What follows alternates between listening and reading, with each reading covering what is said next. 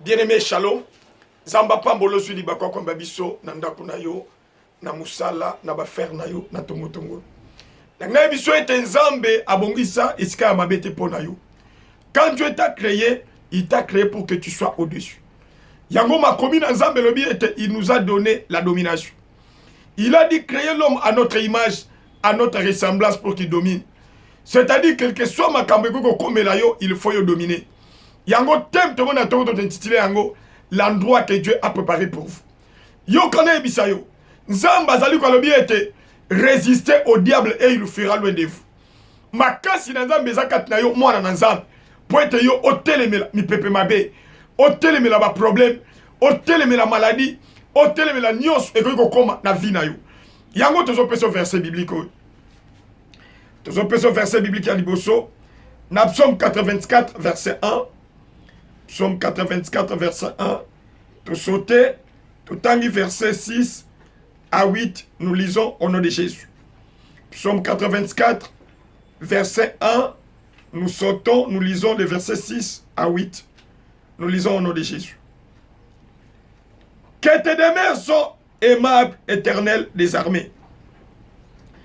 Errez ceux qui placent en toi leur appui. Ils trouvent dans leur cœur des chemins tout tracés. Lorsqu'ils traversent la vallée de Baca, ils la transforment en un lien plein de sources. Et la pluie la couvre aussi des bénédictions. Leur force augmente pendant la marche. Et ils se présentent devant Dieu à Sion. Amen. Yo kap salmi sazolo bananza lobi ete. Nzambe na lol esika na yo ezakitoko. Bien aimé yo kana ebisa yo. Milima be ko ikokota na famille na yo. E ko ikokota na foyer na yo. Mais ko ikokota na présence ya Nzambe. Yango esika Nzambe abongisa lo bien aimé c'est sa présence. Omoni mosali na zemo azolo bete. Na zepeli kozalaga mokolo moko na présence ya Nzambe que mille ans ailleurs. Parce que dans la présence de Dieu, il y a la guérison. Dans la présence de Dieu, il y a des délivrances. Les lois batumingi bien aimés, est-ce qu'il y a une église, mais dans la présence de Nzambe. Au cas où une église bien aimée, mon âme au pakanu hors cadre, il y a un témoignage moko. Tu as un bassin moko c'est une intercesseuse. Une église moko entre guillemets à mounen, mais chaque minute à 2 heures, la soeur faisait téter des chats. Azo melisabania ou mi balé ma belle. Et Azali n'a qu'à intercession. Quand nous l'avons reçu, je me posais la question. L'intercession, il faisait tout. Et Azali qui parmi ma brother et pasteur. Yo gane epso lelo bongo mitoun. Tozo kene malé mais na fin de l'année. Est-ce qu'il nous a wapi? O kanga mi l'église moto chauffer ba ban. Yoka. Soko tangi na mukana na nzambe n'exode. N'exode 23. Yoka nege bibelubi. Exode 23. Verset 20 à 23, la Bible nous dit ceci. Nous lisons au nom de Jésus. Voici j'envoie un ange devant toi pour te protéger en chemin et pour te faire arriver au lieu que j'ai préparé. Tiens-toi sur tes gardes en sa présence et écoute sa voix. Ne lui résiste point parce qu'il ne pardonnera pas vos péchés, car mon nom est en lui. Mais si tu écoutes sa voix et si tu fais tout ce que je te dirai, je serai l'ennemi de tes ennemis et l'adversaire de tes adversaires. Mon ange marchera devant toi et te conduira chez les Amoréens, les Étiens, les Phérésiens, les Cananéens, les Éviens et les Jébusiens. Et les exterminerai. Zamba zolo banache mo ashimoko liboso na yo. Bato bazalaka na présence en Nzambe. Est-ce que Nzambe tie bango bien aimé bazalaka bango mokoti. Moi je na Nzambe zo tambola na bango. Et musala moi je bien aimé. Ezali pona ko benga na banguna na bango. Na tongo soko na place Nzamba chayo. Bien aimé, bakoya na nzela moko me bako pakatamba par le 7 chemin. C'est-à-dire bato bako telemela yo. Nguya na Nzambe ko benga na bango. Et bongo ye batan qu'enfant de Dieu tu n'es pas seul. Tu es avec l'esprit de Dieu. La Bible dit quand le Saint-Esprit viendra, il vous conduira. Molimo mo Saint-Esprit jamais comme mamouti échec, jamais na déception. Quel que soit le kambeko koya, akosunga yo pour s'en sortir. Yango zali kolobi ete. Tiens-toi sur tes gardes à sa présence et écoute sa voix. Ne lui résiste pas parce qu'il ne pardonnera pas vos péchés, car mon nom est en lui. Azo tambusayo. Azo memayo na destination. Bien aimé, Nzambe na lola soka zumutu amemaka quelque part. Est-ce que Nzambe amemaka mutu ezalaka scanner na tongo na éviter lo de zo kanga yo. Est-ce que yo ka Nzambe aloba na yo? Oh mi bien aimé soko tangi na Luc.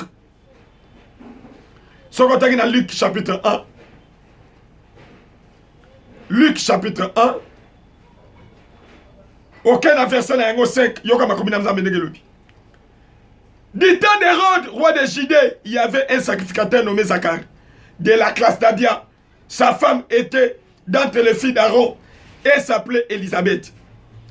Tous étaient justes devant Dieu, observant d'une manière irréprochable tous les commandements et toutes les ordonnances du Seigneur.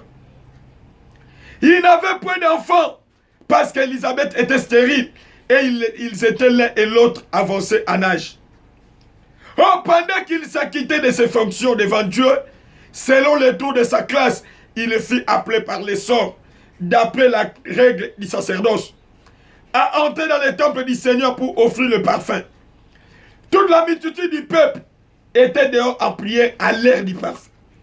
Alors un ange du Seigneur apparut à Zacharie et s'était debout à droite de l'autel de parfum. Zacharie fut troublé en les voyant et la frayeur s'empara de lui. Mais l'ange lui dit, ne crains point Zacharie, car ta prière a été exaucée. Ta femme Élisabeth enfantera un fils et tu lui donneras le nom de Jean. Balobi était couple, parce qu'il a servi sans Zambé. Il y a un tongo de loko longono na présence dans Zambé. Yo gane ebisayo. Okoye kozane sikanza mamemi yo. Même si ma maison bimate me kobima parce que tu as obéi à la voix de Dieu. Balobi couple, parce qu'il a avancé en âge. Moi si bien aimé, azalaki stérile. Bazalaki na mwana te. Mais le quoi ni empêché ki bango te balonga na présence sans Zambé. Na tongo tazo biso maman, pete ozobota te kolonga na présence sans Zambé. Pete yayo moni na no esengo te kolonga na présence sans Zambé. Makomi na zelo na Nzambe zelo na Jérémie boy, Jérémie 29:10. Tangu na Nzambe zoko, Nzamba kokanisa yo. Bien aimé, vanda nesika wana. Tana Nzambe na ne kokite. Balobi ete bazalaki kosala choix ya service. Zacharie malgré azalaki kobota te, mais azalaki na confiance epai na Nzambe. Azalaki esiko Nzambe te, lelo bien aimé belé na bato bazosala batati ya église parce qu'ils n'ont pas confiance en Dieu. Omoni lelo aza na gauche, le bakomi na droite, lobi na est ou ouest. Parce que baza na confiance en Nzambe. Est-ce que Nzambe toso ko ya bien aimé? Quel que soit temps ko ikolek, Nzambe ko se manifeste. Balobi du temps d'Hérode, roi de Judée, il y avait un sacrificateur nommé Zacharie de la classe d'Abia. Sa femme était d'entre les filles d'Aaron. Elle s'appelait Élisabeth.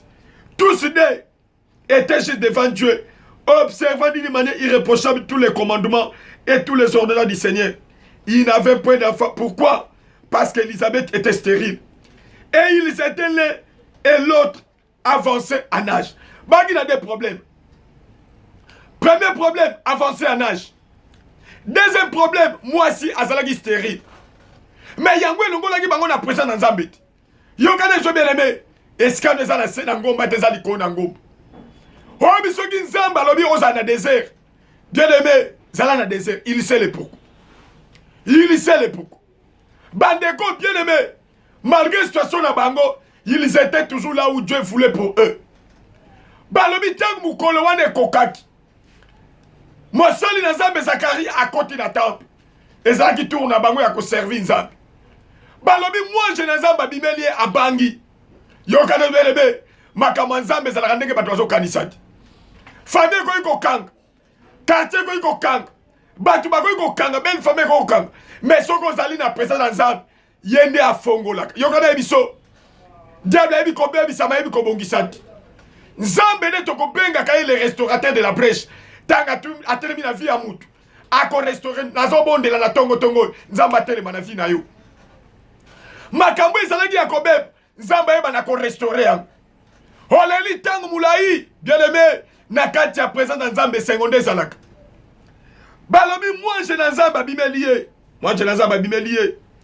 Pendant qu'il s'acquittait de ses fonctions devant Dieu selon les tours de sa classe, il fut appelé par les sorts, d'après la règle du sacerdoce, à entrer dans les temples du Seigneur pour offrir le parfum.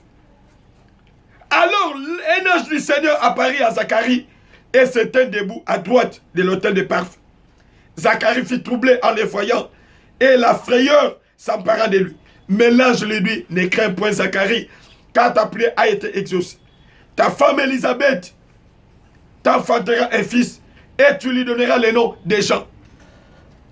Moto azalaka skanza balingi, azalaka passion, azalaka preset. Ayebi ete tangu na Nzambe kokoka.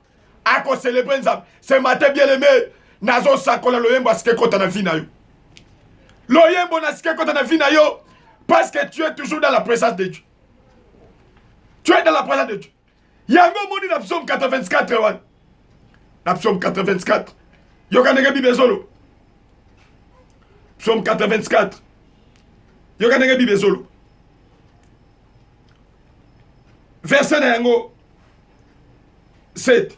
Lorsqu'il traverse la vallée de Baka, il la transforme en un lien plein de sources. Et la pluie la couvre aussi de bénédictions. Leur force augmente pendant la marche. Et il se prend devant Dieu à Sion. Balobi nzamba to pesa bango makasi pendant que bazo tambola na kati na passe. Na tongo na ebité bien aimé. Peut-être tu es ballotté de gauche à droite. Zala ne skanza bacheyo. Il y a une solution. Ezane sengo moko kolanda yo.